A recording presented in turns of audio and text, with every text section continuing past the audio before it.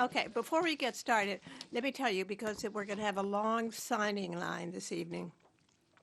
So if you want a book signed, but you don't want to stand in line, uh, purchase a book, leave it at the information counter with the instructions of how you would like it signed, and then you can pick it up anytime after tomorrow morning. We'll get it signed for you. I'm Barbara Mead. I'm one of the founders of Politics and Prose. And this evening I want to welcome Sally Bedell Smith. I've introduced her several times before. And this evening she's here to talk about her new biography of Elizabeth, who is in her 60th year as Queen. Her diamond anniversary it is. In chronicling the lives of William Paley, Pamela Harriman, Diana, both the Kennedys and the Clintons, I think that Sally has well established herself as a prominent biographer, prominent and best-selling biographer, I should say. For the past 15 years, she's also been a contributing editor to Vogue. And before that, she wrote for Time, and she was a cultural reporter for the New York Times. During the time, just as a personal aside, that she was researching this biography, while she was interviewing over 200 people and spending 6 months in residence in London, her daughter was married. This was a true Anglo-American event. Her daughter married an English Army officer at the Guards Chapel, which is just what she says was a stone's throw from Buckingham Palace. The part, I was just telling Sally, the part of Elizabeth's life that I was so impressed with was her complete dedication to being a well-informed monarch. She was regularly briefed by the Prime Minister, and she assiduously went through her diplomatic red leather box that came to her every day that had intelligence reports, budget reports, minutes of various sessions of Parliament. She was very studious in doing that.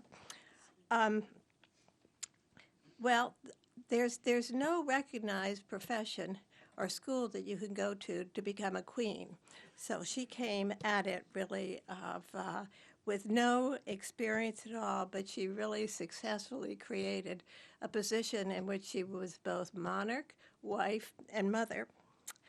But most of all, I think, in a royal family that had been so marked by scandal, actually it was scandal that put her, one scandal was the one that put her onto the throne, and that was the marriage of Edward the Eighth to the twice divorced Wallace Simpson, and so that he abdicated in order to do that, and that placed her directly in line to succeed to the throne.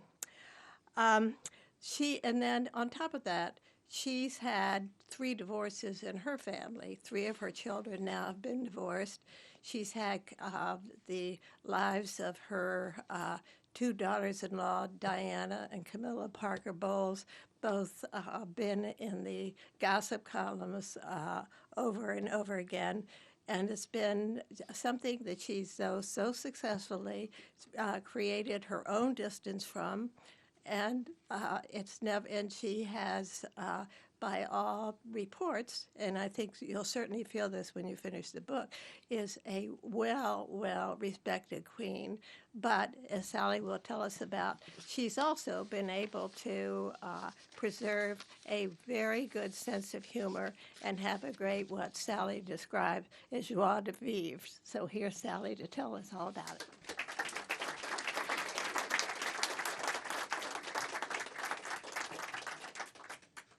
Thank you very much, Barbara. I was so tickled to see you here tonight because I've so enjoyed being introduced by you before. You're always so thoughtful in your introductions, and thank you very, very much. Several years ago, when the Queen was at one of her yearly garden parties at Buckingham Palace, making her way through a crowd of nearly 9,000 people and greeting a selection of guests, she was asking such standard questions as, "Have you come far?" When one woman looked at her and said, "What do you do?" Several days later, at a friend's birthday party, the Queen described the exchange and confessed, "I had no idea what to say." It was the first time in all the years of meeting people that anybody had ever asked her that question. Well, my job in writing Elizabeth the Queen was not only to explain what she does, but to tell what she's really like, and to take the reader as close as possible to Elizabeth the human being, the wife, the mother, and the friend, as well as the highly respected leader. Today I'm going to talk first about what it was like to write about Queen Elizabeth. And second, I'd like to share with you some of the many surprising discoveries that I made about the Queen. Because she is the best-known woman in the world, people feel as if they know her, but the real woman is very different from the woman in velvet and ermine. This is my 6th biography, all of them about larger-than-life characters that Barbara mentioned, but there is no one like the Queen, and she lives in her very own remarkable world. While other heads of state have come and gone, Elizabeth is the longest-serving leader in the world, spanning the 20th and 21st centuries.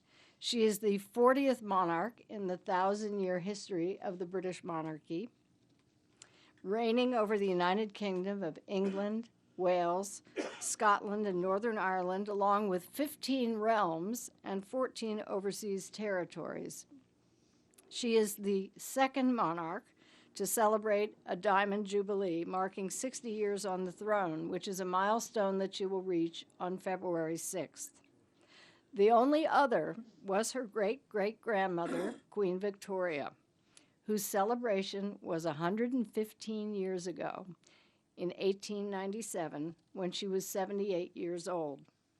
If Elizabeth, who will soon turn 86, is still on the throne in September 2015, she will surpass Victoria's reign of nearly 64 years. Between the two of them, Victoria and Elizabeth have been on the throne for 124 of the last 174 years and have symbolized Britain far longer than the 4 men who were kings between their reigns. Elizabeth is always surrounded by people, but being queen makes her a solitary and singular figure. It is crucial for her to keep a delicate balance at all times. If she seems too mysterious and distant, she loses her bond with her subjects. But if she seems too much like everyone else, she loses her mystique. She doesn't carry a passport. She doesn't have a driver's license, although one of her cousins told me that she drives like a bat out of hell on the roads of her country estates. She can't vote. She can't appear as a witness in court, and she can't change her faith from Anglican to Roman Catholic. And because of her hereditary position, everyone around her, including her closest friends and her family, bows and curtsies when they greet her and when they say goodbye to her. Although she was trained by strict nannies who prevented her from being spoiled, she was also trained from childhood to expect this deference. A friend of mine told me about the time when then Princess Elizabeth came to visit his family castle in Scotland, and he playfully threw her onto a sofa. His father, the 12th Earl of Airlie, took him by the arm, punched him in the stomach, and said, "Don't you ever do that to royalty." The princess didn't mind, my friend told me, but that was the structure in which she was brought up. So how does a biographer, particularly an American, penetrate the royal bubble, especially when the Queen has had a policy for the past 60 years of not granting interviews? Actually, it really wasn't too different from the way I've approached my other books. which was to turn to those who knew her best for insights and information. I am a longtime Anglophile, and I've visited Britain frequently over the past 3 decades and have made a lot of friends, some of whom helped me when I was reporting my book on Princess Diana.